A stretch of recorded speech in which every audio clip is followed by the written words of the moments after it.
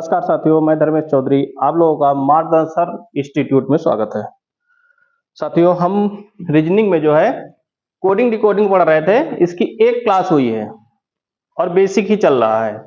इसकी बेसिक एक क्लास हो चुकी है जिसमें आपको कोड बताया गया था और 1 से 2 प्रश्न कराए गए थे ना। तो अभी जो कोडिंग डिकोडिंग में बेसिक ही आपको बताया जाएगा। 1 से 2 क्लास जो है इसकी बेसिक ही रहेंगी। ठीक है, कुछ प्रश्न कल कर लिए थे और कुछ आज उसके आगे उसके आधार पर देखते हैं। कल हमने किए थे वर्णमाला के संकेत के आधार पर, केवल उसमें वर्णमाला का प्रयोग किया गया था। ठीक है, और आज जो हम बात करेंगे उसमें संख्याओं के संकेत के आधार पर बात करेंगे। वर्णमाला भी रहेंगे और संख्या भी रहेंगी, तो उसके आधार पर। और कोड सबके लिखा दिए गए हैं, है ना। कोड याद कर लेना। और या कोड, बिना कोड के तो कुछ होगा नहीं। कोड याद रहेगा तभी हो पाएगा, नहीं ऐसे नहीं निकाल पाओगे, है ना। जैसे क्यू का कोड पूछा जाए तो कितना होता है? क्यू का 17 होता है। हाँ, ऐसे ही बीच बीच में कोड याद करना है। पी का कोड कितना होता है? 16। यू का कितना होता है? गलत, यू का 22 नहीं होता है। वी का 22 होता है, यू का 21 होता है ना। एस का कितना होता है? 19 होता है। आई का 9। कोड याद करना पड़ेगा, ठीक है।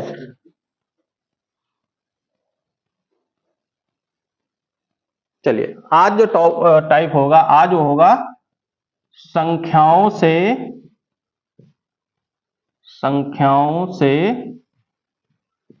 संकेत करना।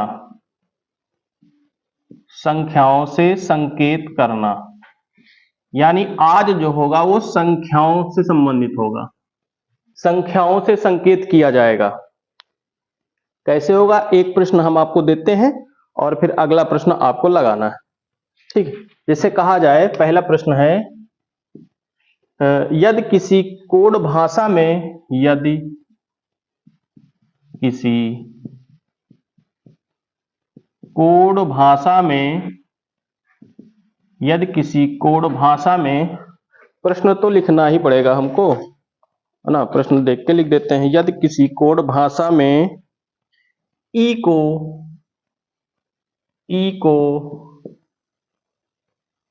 2, एच को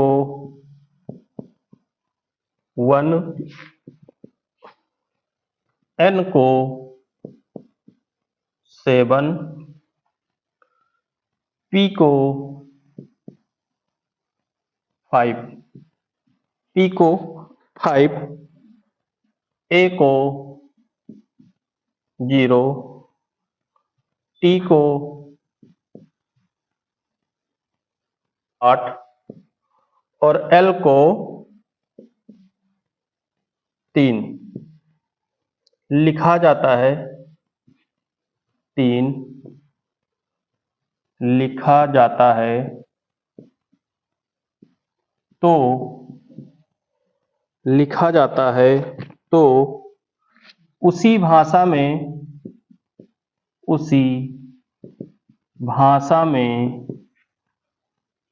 एलिफेंट को क्या लिखा जाएगा? एलिफेंट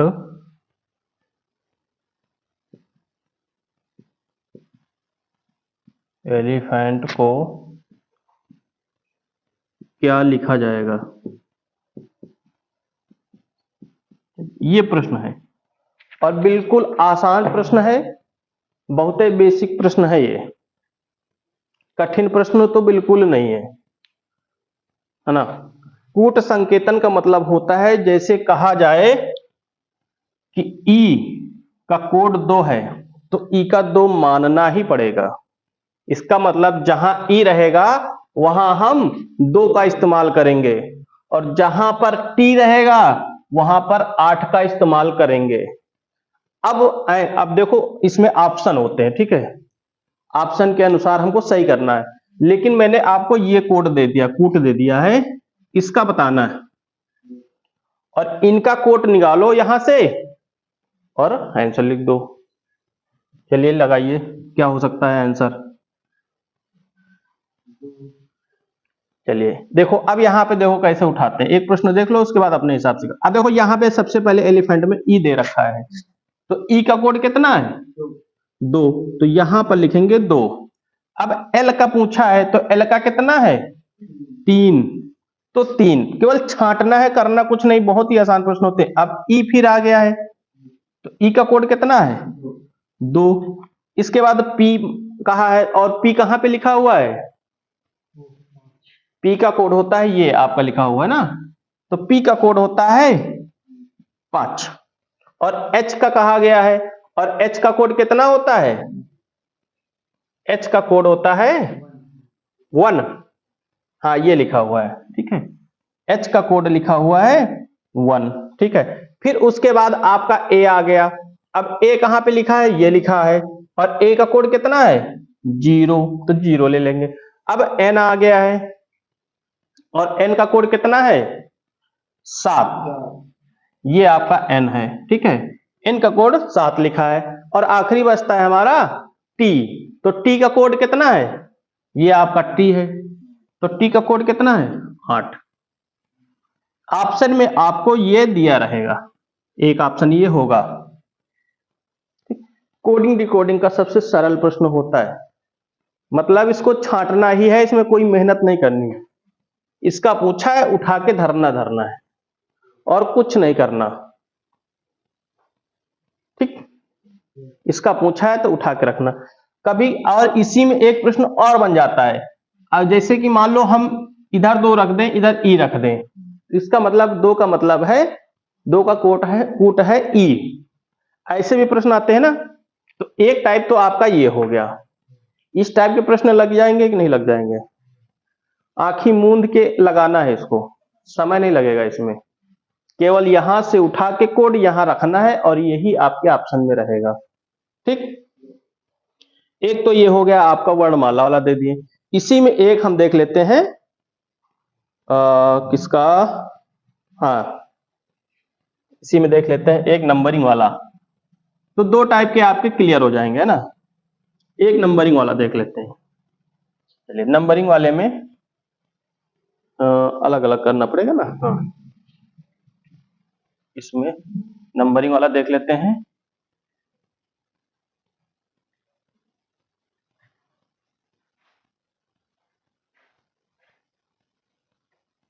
बस 2 ही टाइप के इस तरह के प्रश्न आते हैं, और ये जरूरी नहीं कि आए रहे, लिए आते भी हैं, एकदम आसान होते। कभी कभी हम लोग छांटने में अगर नजर सही नहीं पड़ती है तो गलत हो जाता है। जैसे कहा जाए 1 को सी कहा जाए, किसी भाषा में 1 को सी कहा गया, ठीक है, 1 को सी कहा गया, और ई को 1 को सी कहा गया, 6 को ई कहा गया, 6 को ई कहा गया, 6 को ई कहा गया, और 0 को एल कहा गया।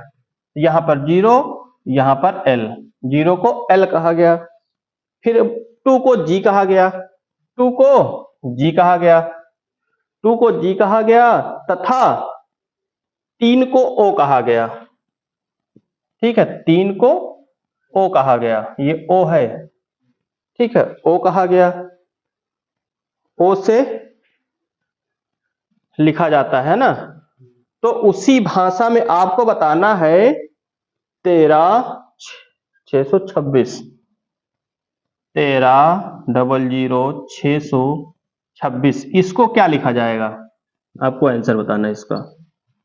देखो बहुत ही आसान है, ठीक है, और ज्यादा बड़ा प्रश्न भी नहीं है। इसको क्या कहा जाएगा? प्रश्न वही है, बस केवल इस बार अंकों को, संख्याओं को वर्णमाला में बताना है, और पहले वाले में वर्णमाला को संख्याओं में बताना था, है ना। तो प्रश्न वही, केवल इसको पलट दिया गया है, डाटा बदल के पलट दिया गया है, और बिल्कुल आसान है। इसमें तो ज्यादा से ज्यादा आपको 15 सेकंड लगने चाहिए, 15 सेकंड से ज्यादा नहीं लगना चाहिए, इतना सोचने की जरूरत नहीं, क्योंकि सब कुछ डाटा इसमें दे रखे हैं, बस हमको उठा के रखना है ना, तो ज्यादा सोचने की जरूरत नहीं है। हो गया? अभी इनका नहीं हुआ, बहुत स्लो काम लगा रहे हो भाई। इतने समय में तो तुम्हारे 2 प्रश्न हो जाने चाहिए इस तरह के। एग्जाम में तो लेट हो जाएगा। चलिए आइए बताइए, आप बताइए पहले क्या है? एक को लगाया बनाया गया सी, फिर 3 को क्या कहा गया? ओ, सी ओ, फिर 0 है और 0 को एल कहा गया, यानी 2 बार 0 है तो 2 बार एल आ जाएगा, है ना। इसके बाद 6 को क्या कहा गया? ई कहा गया, और 2 को जी कहा गया, 2 को जी कहा गया और 6 को फिर ई कहा गया। बहुत ही आसान था, इसमें कहीं भी कठिनाई नहीं। कोडिंग डिकोडिंग का बिल्कुल सरल प्रश्न है ना। हाँ, जो कल पहले वाली क्लास में पढ़ाए थे वो उसमें थोड़ा सा सोचना था, क्योंकि उसमें प्लस माइनस करना था कि प्लस हुआ है कि माइनस हुआ है। कभी कभी कुछ प्रश्न ऐसे आते हैं जिसमें जैसे कल पढ़ाया गया था, तो उसमें जैसे शुरू 8 अंक दे देते हैं, ठीक है। 8 में से वो 5 या 6 अंक तक प्लस वन करते चले आते हैं, और हम लोग करते क्या है कि 5 एक देखें प्लस 1 चल रहा, दूसरा देखें प्लस 1 चल रहा, तीसरा देखें प्लस 1 चल रहा, चौथा देखते हैं फिर प्लस 1 चल रहा, तो क्या करते बोल लोग, अरे यार ये तो प्लस 1 का ही सीरीज है, टिक लगा के चले आते। उसमें ऑप्शन में रहता भी है एक ऑप्शन प्लस 1 का, और पता चलता है कि 6 बार प्लस 1 होता है, उसके बाद चेंज हो जाता है, कुछ दूसरा नियम लग गया उसमें। तो पूरा हल करना है, अगर पूरा नहीं करना है तो शुरू के 2 उठा लो, बीच के 2 उठा लो, लास्ट के, है ना, उससे पूरा क्लियर हो जाएगा।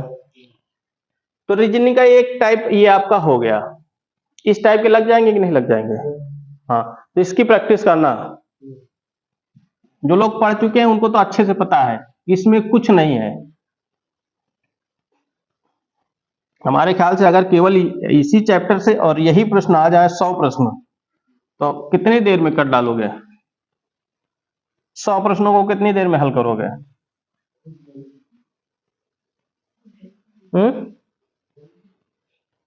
जल्दी मतलब कितनी देर में? कितने मिनट में? 10 मिनट में, 20 मिनट में, 25 मिनट में, आधा घंटा में, या 1 घंटा लगा सकते हो उसमें? 100 प्रश्न करने हैं अगर आपको, 20 मिनट, ठीक है। अब 20 मिनट में अगर 100 प्रश्नों के लिए हमें 15 सेकंड देना है, तो 100 प्रश्न के लिए 15 सेकंड देना, मतलब एक प्रश्न के लिए 15 सेकंड, तो 100 प्रश्नों के लिए कितना सेकंड देंगे?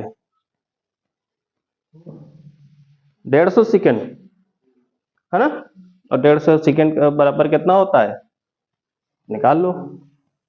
15 से ज्यादा नहीं लगेगा, 10 से 15 सेकंड, है ना। चलिए, ये हो गया आपका। इसके बाद हम देखते हैं थोड़ा से मिश्रित कोडिंग वाले, ठीक है। मिश्रित कोडिंग अगला है आपका, मिश्रित कोडिंग, ठीक। देखो, मिश्रित कोडिंग का मतलब क्या है? ऐसे प्रश्न होंगे जिसमें जो है आपके वर्णमाला भी होंगे उसमें और संख्याएं भी होंगी, वर्णमाला के साथ साथ संख्याएं भी होंगे, उसको हम कहते हैं मिश्रित कोडिंग, ठीक है। और बहुत ही आसान है, जो अभी पहले बताए हैं पहला, उससे भी आसान है ये, कठिन तो बिल्कुल है ही नहीं, है ना, उससे भी आसान है। अभी तो आसान ही चल रहा है, कोडिंग टू कोडिंग में आगे हैं, काफी कठिन वाले हैं, है ना। ज्यादातर बच्चे गलत करते हैं, वो काला को नीला, नीला को पीला, ये इसमें गलत करते हैं, है ना। वो वाला बता देंगे तो कभी गलत नहीं होगा। चलिए इस पे देखते हैं एक प्रश्न। किसी सांकेतिक भाषा में, किसी सांकेतिक भाषा में, सांकेतिक भाषा में, किसी सांकेतिक भाषा में इंडिया को INDIA, इंडिया को, अब इंडिया को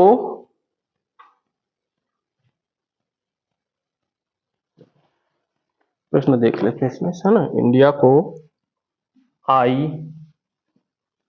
को 14, D को 9, A को A, ठीक, एवं नेपाल को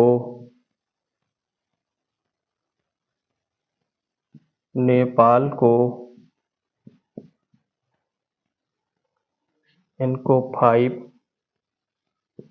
P को 1 - L लिखा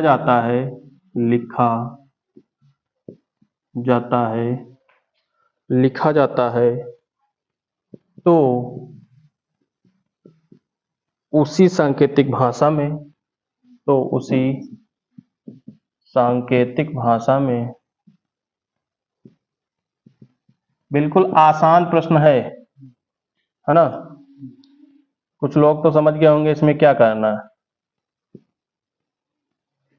गर्ल को कैसे लिखा जाएगा,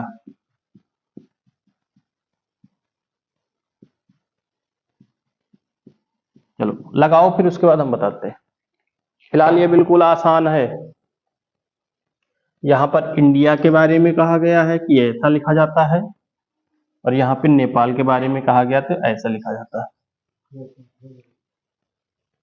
लगाओ, प्रयास करो। सरल है, एक नजर में देखो समझ में आ जाएगा। जो लोग पढ़े उनको आ जाएगा, तुरंत आ जाएगा, इसमें कुछ है ही नहीं। अब देखो सोचो कि इंडिया को ये इस भाषा में लिखा गया, कैसे लिखा गया, इसको ऐसे कैसे लिखा गया। वैसे देखो यहाँ पे नेपाल को ये लिखा गया, तो नेपाल को ऐसे लिखा गया। तो क्या किया गया है इसमें, छोड़ना कुछ नहीं है, हम कहीं नहीं छोड़े हैं, बस थोड़ा से उसमें हमने कहा क्या क्या कहा कि ये मिश्रित है, जिसमें वर्णमाला भी होंगे और संख्याएं भी होंगी। तो ये मिश्रित है, इसमें वर्णमाला और संख्याएं। ये जो लिखा हुआ है ये भी इंडिया लिखा हुआ है, पर गौर से देखो तो समझ में आएगा कि इंडिया लिखा हुआ है। ये भी इंडिया लिखा हुआ है, ये भी इंडिया लिखा है, पर इसका लिखने का तरीका चेंज कर दिया गया थोड़ा सा। ये नेपाल लिखा हुआ है, ये भी नेपाल लिखा हुआ है, लिखने का तरीका चेंज कर दिया गया है। अब यहाँ गर्ल है तो गर्ल हम गर्ल ही लिखेंगे, पर लिखने का तरीका चेंज कर देंगे। जैसे यहाँ पे चेंज किया गया वैसे यहाँ पे चेंज कर देंगे। तो हमको बनाना है गर्ल का GIRL। अब देखो पहले समझ लो, है ना, क्योंकि जो नए पहली बार पढ़ते हैं उनको दिक्कत होती। अब देखो यहाँ पे इंडिया का आई है कि नहीं, इंडिया का आई है, और यहां पर भी इंडिया का आई है। अब इंडिया का आई खत्म, यहां लिख दिए। अब इंडिया के आई के बाद कौन सा आता है, एन आता है, पर यहां पर एन लिखा नहीं गया, नहीं लिखा गया ना, पर क्या लिखा गया है ना, यहां पे 14 लिखा गया है, पर एन का कोड कितना होता है, 14 होता है। तो ये एन का कोड हो गया, अब आ गया ना एन। अब देखो आगे इसके बाद फिर यहाँ पे डी लिखा हुआ है, यहाँ पे डी लिखा हुआ है, यानी एक को लिया गया है, एक को संख्याओं में लिखा गया है, एक वर्णमाला लिया गया है, एक संख्या बनाई गई है उसकी। अब उसके बाद आई आ गया यहाँ पे। अब आई का कोड कितना होता है, 9 होता है। आई का कोड यहाँ पे 9 रख दिया गया है, और ए तो आ ही जाएगा, हो जाएगा ना। अब इसका बता दो केवल, तो जान जाएंगे कि समझ में आ गया। इसका बता दो क्या करें, सबसे पहले जी लिख देते हैं, चलिए ठीक, इसमें लिख देते हैं जी। हाँ, फिर लिख देते हैं हम 9, फिर आर लिख देते हैं, फिर कोड याद करना पड़ेगा भाई। एल का कोड होता है 12, तो ये हो गया आपका आंसर। आसान था, पर थोड़ा सा दिमाग लगाना था। हाँ, अगर कोड नहीं याद है तो भी नहीं हो पाएगा। देखो यहाँ पे नेपाल का एन लिया गया है, और एन का कोड कितना होता है, 5 होता है, यहाँ 5 लिखा गया है, पी रख दिया गया है, फिर वैसे, फिर ए का कोड 1 होता है, फिर एल वैसे ही रख दिया गया है ना, एक वर्णमाला और एक संख्या। ठीक, बिल्कुल आसान था। कठिन नाम तो यहाँ पे कहीं लिखा ही नहीं था कि ये कठिन है ना। इससे आसान तो हमें लगता है कहीं मिलेगा नहीं। ठीक, चलो इसी पर हम आधारित एक और प्रश्न देखते हैं, उसमें थोड़ा सा चेंज है। ठीक, मिश्रित है, इसलिए कोई भी चिन्ह दे सकते हैं, कोई भी संख्या दी जा सकती है, कोई भी वर्णमाला दी जा सकती है। ठीक है, कोई भी वर्णमाला भी दिया जा सकता है ना। एक इंडिया का हो गया, एक और दूसरा देखते हैं। किसी भाषा में LOINE डबल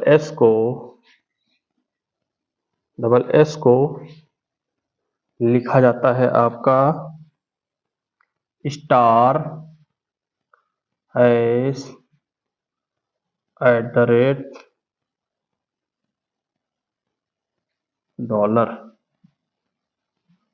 है ना। एवं प्रश्न हूबहू ऐसे ही है, मैन को लिखा जाता है, ठीक, प्रश्न आपका हूबहू ऐसे ही है, लिखा जाता है, तो उसी सांकेतिक भाषा में, उसी सांकेतिक भाषा में मिशन को क्या लिखा जाएगा? MISSION को कैसे लिखा जाएगा? कैसे लिखा जाएगा? चलिए, हूबहू प्रश्न वैसे ही है ना, हूबहू प्रश्न वैसे ही है, पर ध्यान देना, अगर एक से ना समझ में आए तो दूसरे वाले से उठा के देख लेना। मिशन को बताना है, इसमें साफ साफ कह दिया गया, अगर इसको ये कहा जाता है स्टार है @ जो भी उसका निशान बना हुआ, और इसको मैन को ये कहा जाता है, तो मिशन का निकालना है। ठीक, तुरंत निकालो, टाइम मत करो भाई इसमें, क्योंकि अब ये आसान है, बिल्कुल आसान प्रश्न बन गया।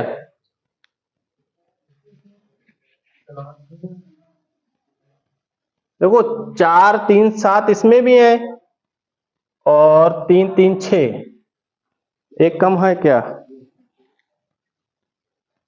हाँ, एक आपका यहां पर जो है स्टार के पहले आपका व्हाट है। ठीक, अब 7 हो गए आपका, है ना, प्रश्न चिन्ह वाला लिखा हुआ है। बताओ क्या बन सकता है? बिल्कुल आसान, ऐसे प्रश्न बिल्कुल चुटकियों में करना है। मेरे ख्याल से तो इस एग्जाम में अगर बैठो तो इस पेन का इस्तेमाल यहाँ पे नहीं करना है, बस यहाँ पे नजरें लगानी है ना, एक नजर में ही प्रश्न लग जाएगा कि कैसे लगेगा।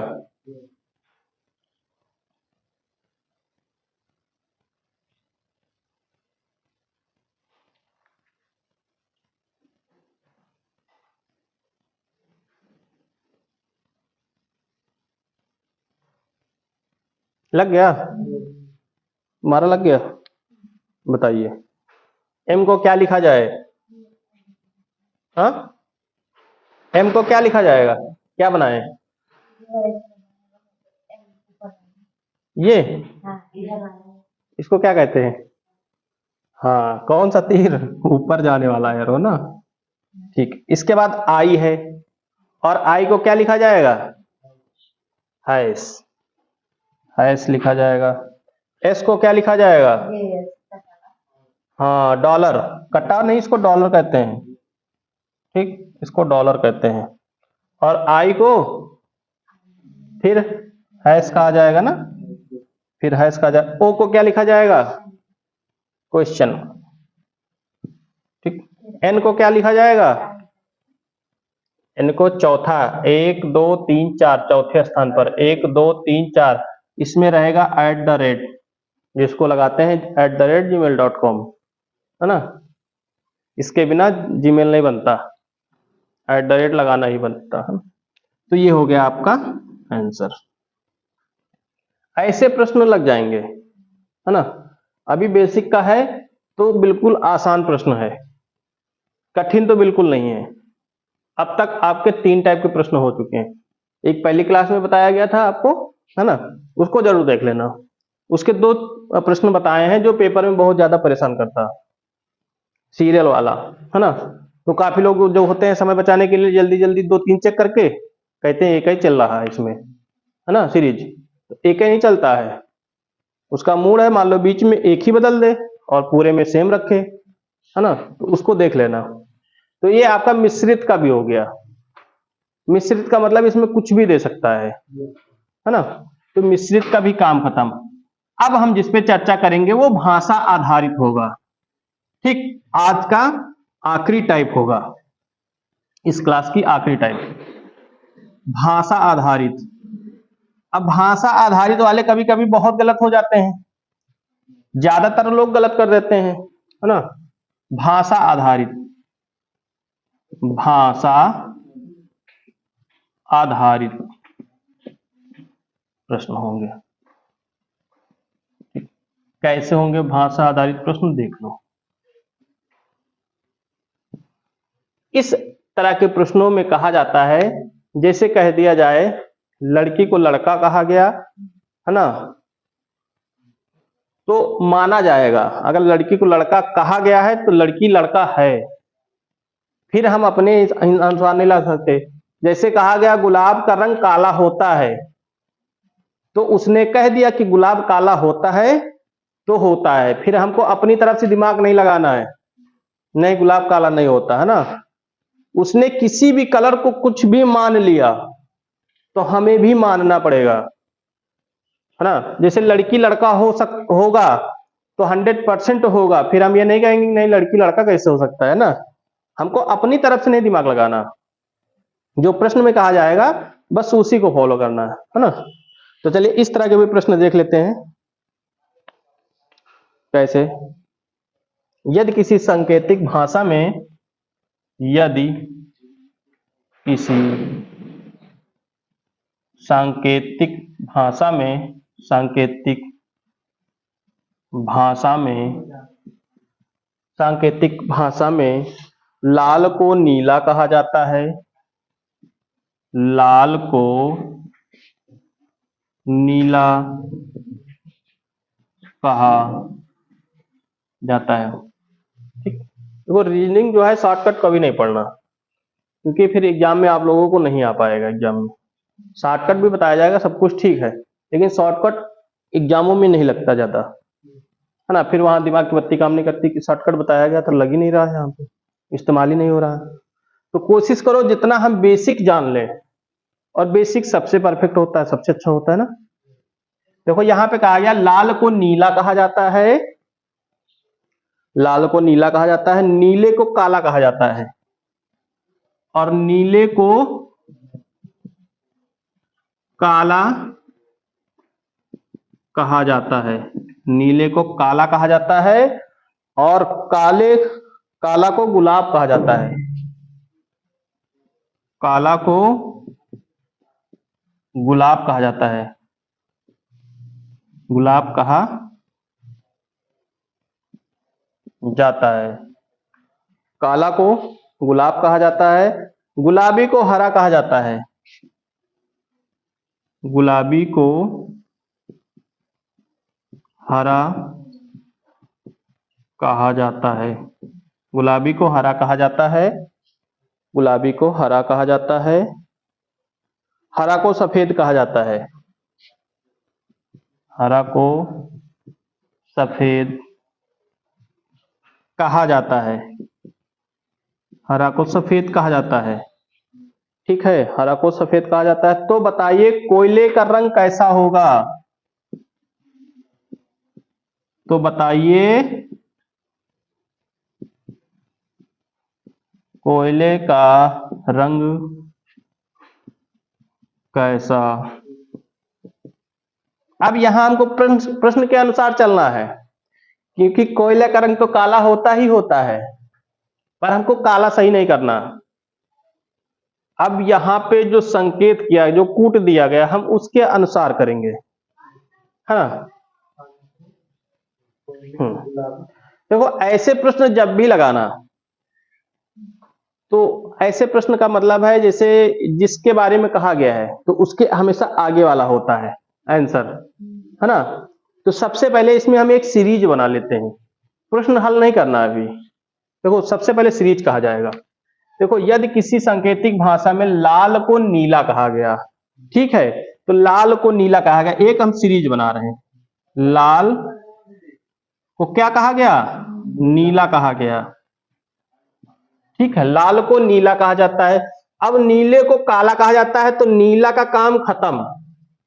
देखो अब यहां नीला नहीं लिखेंगे, एक बार लिख चुके हैं, तो नीला वीला का काम खत्म यहां पे। अब बच्चा कौन सा हमारा? काला, तो आगे लिखेंगे हम काला, ठीक है। तो काला कहा जाता है, और काला को गुलाबी कहा जाता है, तो काला का काम खत्म हो गया, आप नहीं लिखेंगे काला, है ना। इसके बाद सीरियल में क्या बचता है हमारा? गुलाबी, है ना। काला को गुलाब कहा जाता है, तो अगला बचता है हमारा गुलाबी कलर, क्योंकि हमें कलर रखना है एक सीरीज में, गुलाबी, है ना। तो गुलाबी, और गुलाबी के बाद कौन कलर बचा? हरा। ये हमारा सीरीज बन गया, बन गया कि नहीं? अब देखो, अब कोयला तो होता है काला, ठीक है, और यहां पे काले को क्या कहा गया? सफेद भी है क्या कहीं? हाँ, हरा के बाद सफेद लिख लो, फिर हरा के बाद सफेद लिख लो, ये सारे कलर आपके आ जाएंगे, ठीक। हरा के बाद सफेद, मतलब एक सीरीज से कलर उठाना है, सीरियल से कलर कलर उठाना, एक सीरीज बना लो। अब तुम्हारा आंसर लग गया। अब कोयले को रंग बताना, कोयले का रंग बताना है ना। लेकिन यहां पर काला को तो कुछ और करके रखा है, तो ढूंढना है पहले काला कहां है। ये हमारा काला। अब काला को कहा गया है गुलाबी, तो कोयले का रंग कैसा हो जाएगा? गुलाबी हो जाएगा, है ना। कुछ नहीं ढूंढना, बस याद रखना है कि कोयले का रंग कैसा होता है? काला। और काला को कहा क्या गया है? गुलाबी। प्रश्न पढ़ के भी कर सकते हो, ऐसा नहीं है ना, पर उसमें थोड़ा सा ज्यादा मिक्स किए रहते हैं ना, तो एक सीरीज बना लेंगे हम, सबसे पहले सीरीज बना के हम तुरंत लिख देंगे, तो ये आसान रहेगा हमारे लिए ना। बस काला याद रखना, जिसके बारे में कहा गया उसके आगे वाले को हम सही करते हैं। और कोयला का रंग होता है काला, और काले के आगे क्या है? गुलाबी, तो हमारा आंसर हो जाएगा गुलाबी। कोई दिक्कत इसमें नहीं हो तो बता दो। चलिए फिर एक प्रश्न और लेते हैं, जब दिक्कत नहीं है तो इस बार इन्हीं को बताना है कौन सा कलर आएगा, ठीक है। चलो, यदि किसी सांकेतिक भाषा में पीला का अर्थ है काला, ठीक, किसी सांकेतिक भाषा में, इसको मिटाना पड़ेगा, थोड़ा लैंग्वेज चेंज की है इसमें, और कुछ नहीं है प्रश्न सेम वैसे ही। मतलब अब ये वाला जो प्रश्न है आपका 10 सेकंड में लगना चाहिए, ठीक है। लिखना बाद में, आंसर 10 सेकंड में बताना, ठीक है। यदि किसी सांकेतिक भाषा में पीला का अर्थ काला है, पीला का अर्थ, पीला का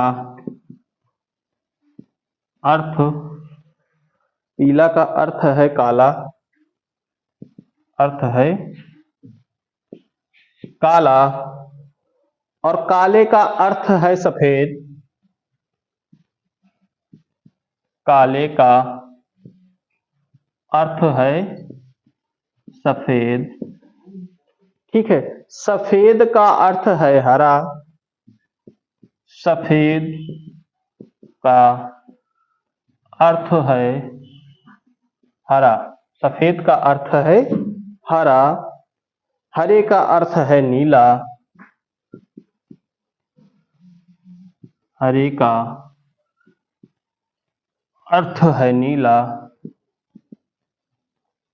अर्थ है नीला, और नीले का अर्थ है बैंगनी, नीले का अर्थ है बैंगनी, नीले का अर्थ है बैंगनी, और बैंगनी का अर्थ है नारंगी, और बैंगनी का अर्थ है नारंगी,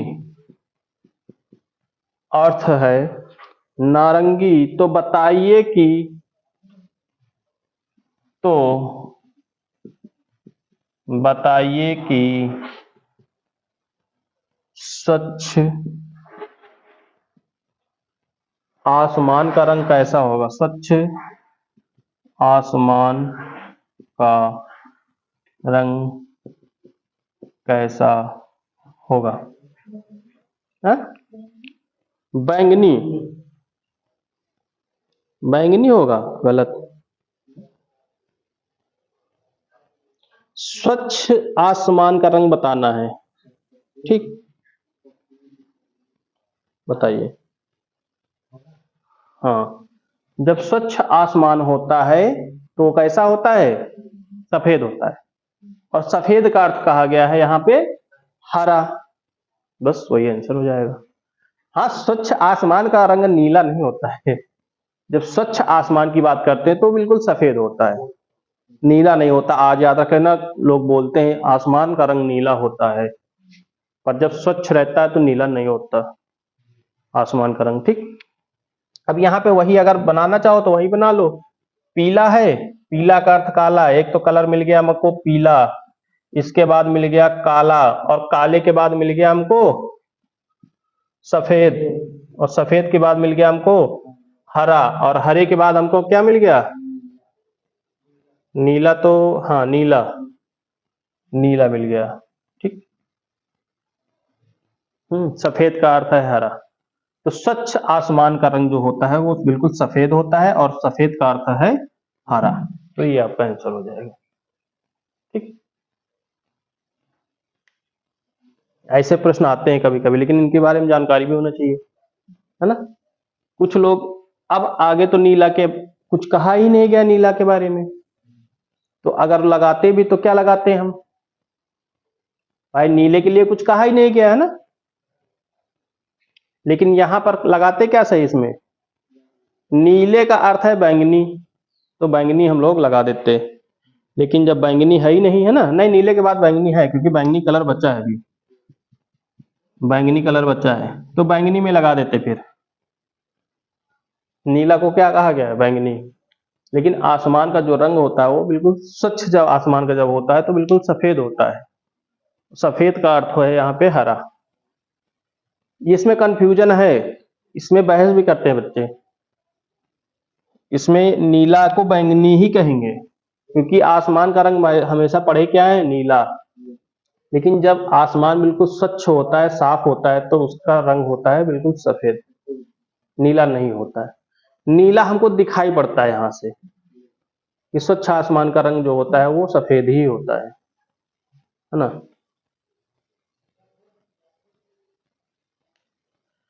तो एक प्रश्न आपका इस तरह को हो गया है ना? चलिए, एक जाते जाते एक प्रश्न और आपको देते हैं करने के लिए, देखते हैं हो पाता है कि नहीं। आखिरी प्रश्न होगा, बिल्कुल आसान प्रश्न है, कोड अगर याद है तो हो जाएगा।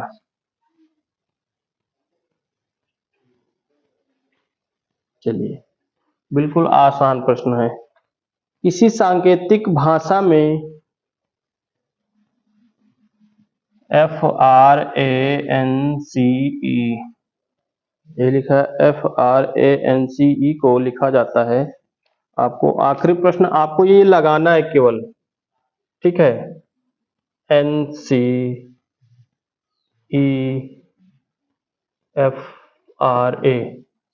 अगर इसको ये कहा जाता है किसी सांकेतिक भाषा में, और कनाडा को ADACAN कहा जाता है, तो बस इसको ऐसे ही लगा लो। तो मेडिसिन को क्या कहा जाएगा? Medicine, medicine. तो हाँ, इसको क्या कहा जाएगा? अगर इसका अर्थ ये है, इसका अर्थ ये है, तो इसका क्या बताना? और एक चीज याद रखना, जब ऊपर के कोई दो चीज देते हैं तो उसमें जो उनसे संबंध होता है बिल्कुल कॉमन होता है। तो ये केवल दो तरीके के दे देते हैं कंफ्यूज करने के लिए, जबकि इसका संबंध दोनों का सेम होगा। ठीक है, इस वाले को निकालना है। अब सोचो F से N कैसे हुआ होगा, अब यही दिमाग लगाओगे ना। लेकिन सबसे पहले कुछ नहीं करना है, आपको एक नजर केवल इसको देखना है।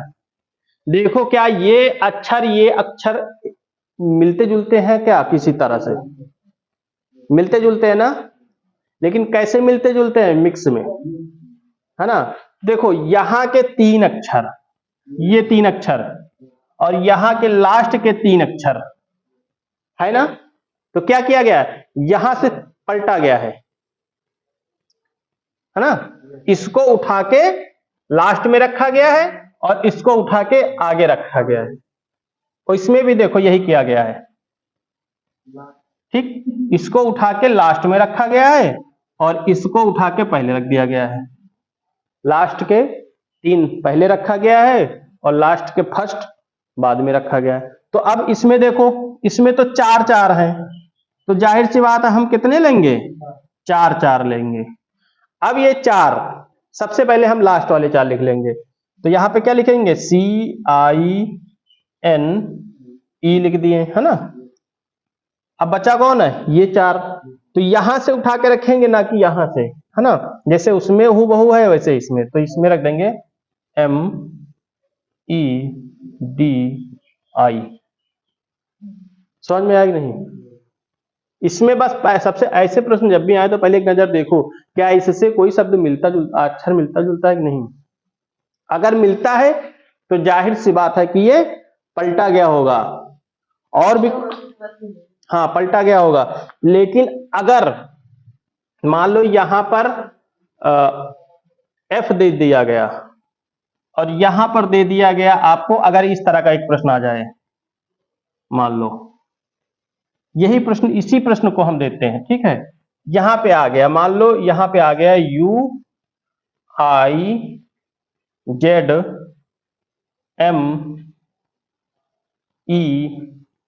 और V,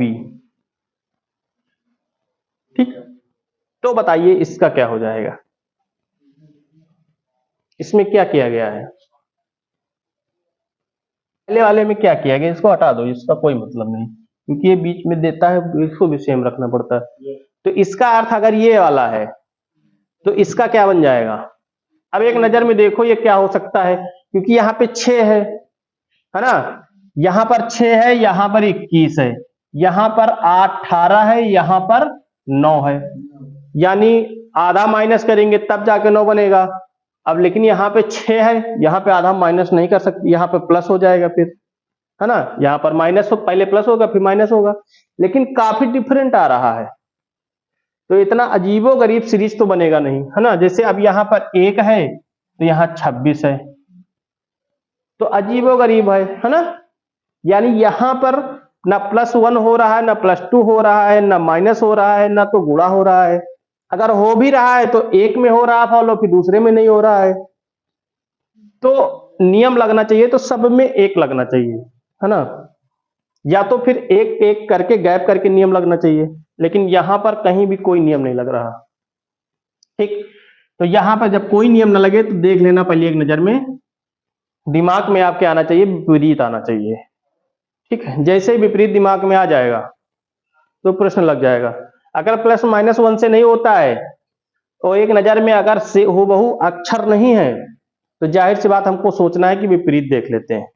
तुरंत देखो विपरीत, है ना। +- गुणा भाग करने के बाद हम विपरीत, तो सबसे पहले विपरीत देखना चाहिए, ठीक। अब देखो यहाँ F का विपरीत क्या होता है? U होता है, ठीक। लेकिन कोड याद होगा तभी विपरीत कर पाओगे, कोड नहीं याद तो विपरीत नहीं कर पाओगे ना। अब R का अपोजिट क्या होता है? I, यानी इंडियन रेलवे जिसको कहते हैं, और A का अपोजिट Z होता ही होता है। एन एम का अपोजिट ही है क्योंकि दोनों पास में रहते हैं, है ना, वहीं से पार्ट होते हैं अलग 50-50। उसके बाद सी का विपरीत क्या होता है, एक्स होता है, यहां ई लिख दिए, है ना। ई का वी होता है और ई का अपोजिट वी, है ना। तो अपोजिट देखना है यहां पे, ऐसे प्रश्न आपके आएंगे। इसके बाद जो कल हम प्रश्न कराएंगे, एक जो बहुत ही इंपॉर्टेंट है ना, जिसमें हम छांटते हैं, जिसमें हमको बनाना पड़ता है समीकरण, है ना, जैसे टी आई और एन ए वी ए का अर्थ लिखा जाता है अलग, है ना। इस तरह के प्रश्न, ये सबसे खतरनाक प्रश्न होते हैं। इनको कैसे लगाना है, ये कल वाली वीडियो में पहली क्लास में आपको यही बताया जाएगा। फिर उसके बाद जो जितनी भी प्रैक्टिस होंगी प्रैक्टिस करवाई जाएंगी, ठीक है। तो इसको आप जाइए बुक में लगाइए घर पे, है ना, कोशिश करिए कि ज्यादा से ज्यादा प्रश्न लग जाएं। और फिर कल आपको नई क्लास में नए प्रश्न बताए जाएंगे। एक बताया जाएगा आपको जो उसका अर्थ वाला होता है ना, वो बताया जाएगा। वो थोड़ा कठिन है लेकिन हो जाएगा।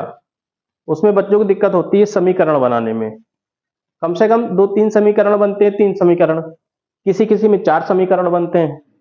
समीकरण बनाना सीख जाओगी तो वो गलत नहीं होगा। लेकिन बहुत ही अगर वो प्रश्न आ गया तो बच्चे पहले सबसे पहले उसको छोड़ते हैं, लेकिन उसमें तरीका होता है कुछ समीकरण बनाने का, है ना। वो मैं कल बता दूंगा, तो वो भी प्रश्न हो जाएगा आपसे।